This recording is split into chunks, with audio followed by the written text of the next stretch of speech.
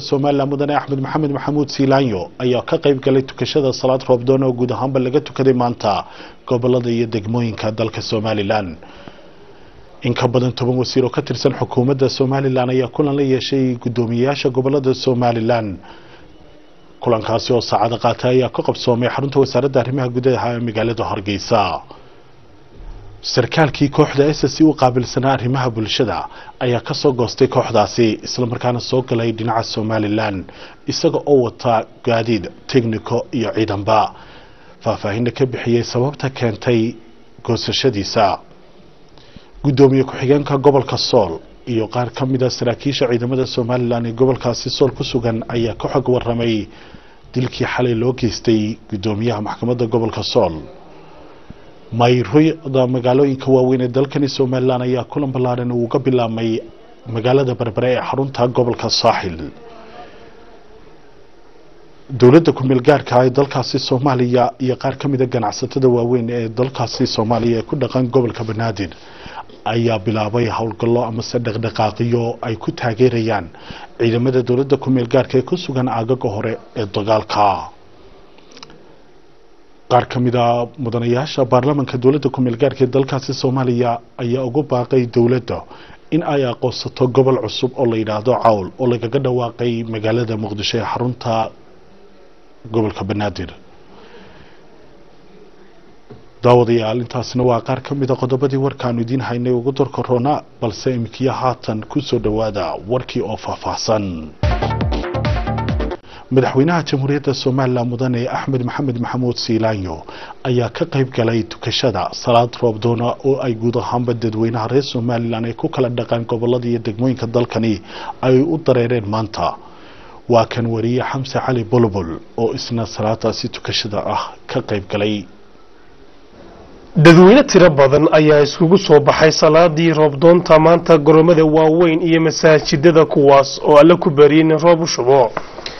garoonka weyn ee kubadda cagta ee magaalada Hargeysa kumanaan qof ayaa iskugu soo baxay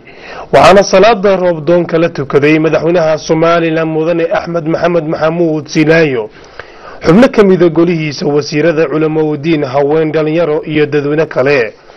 madaxweyne Axmed Siilaanyo oo hadal kooban ka jeediyay markii uu salaada roobdoonta tukaday waxa uu si qeeran la dadweynaha reer Soomaaliland ugu baaqay in dadkooda jilicsan ay caawiyaan una gargaaraan siiba kuwa dhibaatadu haysato. madaxweynaha Soomaaliland ayaa sheegay in xukuumaddiisu ay gargaar dhaqso siin doonto bulshada ay saameysay abaarta. President Siilaanyo ayaa looga bariyay in dadka uu ka jabiyo abaarta baan ay haysaa. wasiirka diinta iyo qaafta Soomaaliland Sheekh Khalil Cabdullaahi Maxamed ayaa khudbad dheer uu ka jeediyay dadweynaha ka soo qayb galay salaada roobdoonta waxa hoosta ka xariiqay in macaasida la joojiyo haddii ay badatana raxmaadka Ilaahay yaraanayo. sheekha ayaa ku dheeraaday sida loogu baahan yahay in dadka reer Soomaaliland Allah subxaanahu wa ta'ala baryaan si raxmad iyo roob u siiyo. ودينا كلا وزير كوزارة وحبرشة الصوماليلاند مروة سمسم عبد آذن هي مسؤولين كتسن حكومة الصوماليلاند أي صلاة دي رفضونتا إمانتا وعيلتك ذن أبديدا سكول هرمود وكيا لو قوي مجلة هرجيس الكاس وأردت ربضني ودريس كود حراني أي الله سبحانه وتعالى كبرين إن ربو شو ضديو جاي سامسي أبارتا كشرت ديجانا الصوماليلاند. war-saxaafadeed ka soo baxay madaxtooyada jamhuuriyadda Soomaaliland ayaa lagu sheegay in madaxweynaha Soomaaliland uu guddi gaar ah u magacaabay in ay kala soo taliyaan amuurta ku aadan furashada urur siyaasadeed. guddigan gaarka ah oo ka kooban 20 xubnood oo ka soo kala jeeda golayaasha axsaabta aqoon-yahanada iyo qaybaha kale bulshada intaba. war-saxaafadeed ka soo baxay aqalka madaxtooyada Soomaaliland ayaa waxa lagu sheegay in madaxweynaha Soomaaliland mudane Axmed Maxamed Maxamuud uu magacaabay guddi heer qaran oo ka kooban 20 xubnood kuwaas oo ka soo talan bixin doona furashada ururada siyaasadeed. markuu arkay qodobka 9aad ee dastuurka Jamhuuriyadda Soomaaliland markuu arkay qodobka 22aad ee dastuurka Jamhuuriyadda Soomaaliland markuu arkay madaxweynaha Soomaaliland qodobka 9aad ee dastuurka markuu tixgeliyay ballanqaadkii xisbiga kulmiye xilligii ololaha doorashooyinka madaxtooyada Soomaaliland ee furashada ururada siyaasadeed sida sharciga waafaqsan markuu arkay ahmiyadda ay u leedahay tala wadaaga dhismaha qaranka iyo aayaha dawladnimo markuu la tashaday golayaasha qaranka xisbiyada qaranka aqoon-yahanada madaxda ururada bulshada iyo dhinacyada siyaasadda ee arrintani khusayso markuu arkay in dooda ka taagan ururada siyaasadda in loo helo tala laga wada qayb geli karo wuxuu magacaabay guddi heer qaran oo ka soo tala bixisa ururada siyaasadeed waxaanay ka kooban yihiin 20 xubnood oo ka kala imanaya golaha guurtida ee Soomaaliland golaha wakiilada saddex xisbi qaran kulmiye udub iyo cud aqoon-yahanada jaamacadaha dalka guddiga xuquuqul insaanka ururada bulshada culimadiinka madax dhaqameedyada ganacsatada beelaha laga tirada badan yahay iyo la taliyaha madaxweynaha ee arrimaha xisbiyada iyo doorashooyinka waxaanay kala yihiin 20 xubnood ee madaxweynaha Soomaaliland magacaabay xildhibaan Sheekh Maxamuud Xirsi Faarax golaha guurtida ee Soomaaliland xildhibaan Salmaan Cali Koore golaha wakiilada ee Soomaaliland Kaysa Xasan Cige xisbiga kulmiye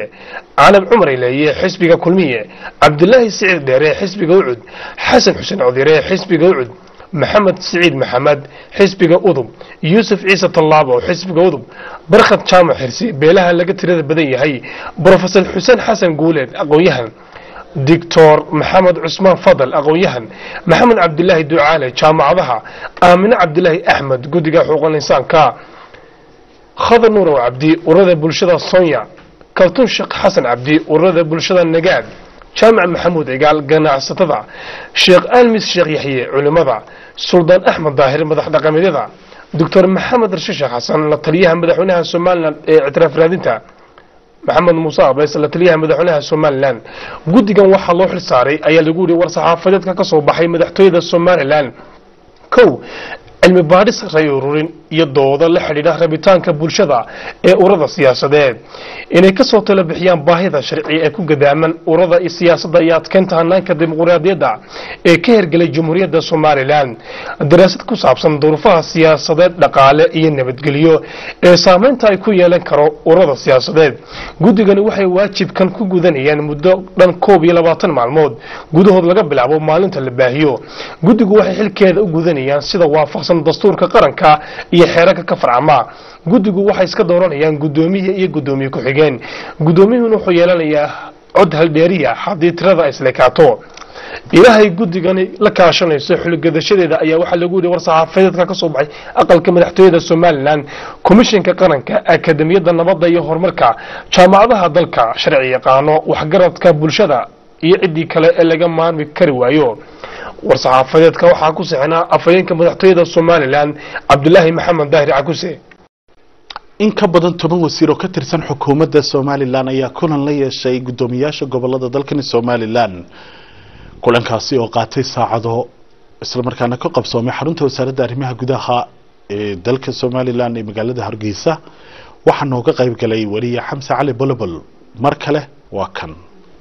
kulankan oo maanta soo qabanqaabisay wasaaradda arrimaha gudaha Soomaaliland ayaa waxa ka soo qayb galay in ka badan 10 wasiir oo kamid ah golaha wasiirada ee xukuumadda Soomaaliland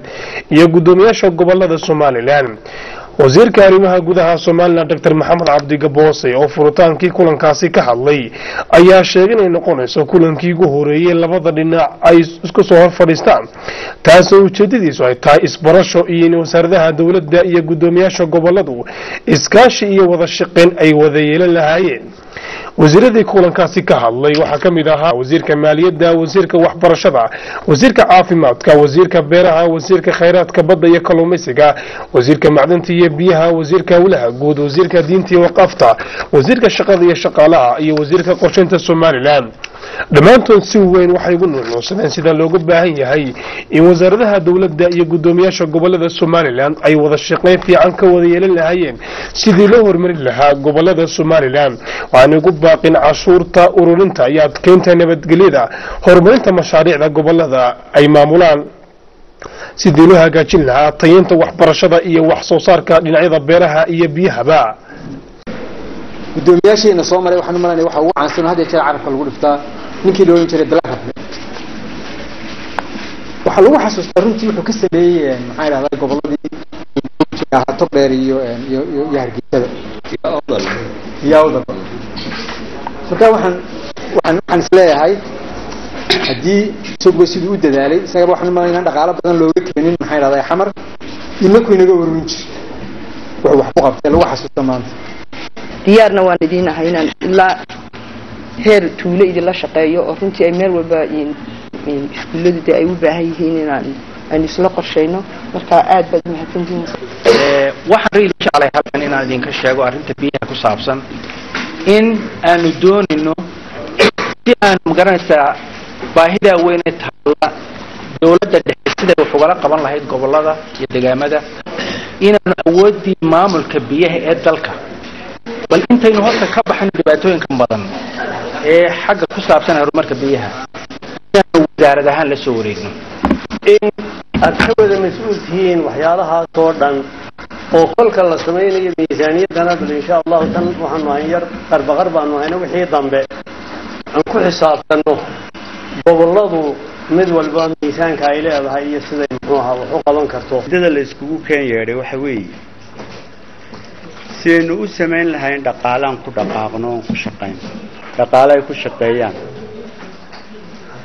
isku duwayaasha goboladu waxay u baahan yihiin dhaqaale ay ku shaqeeyaan ujeedada maxamed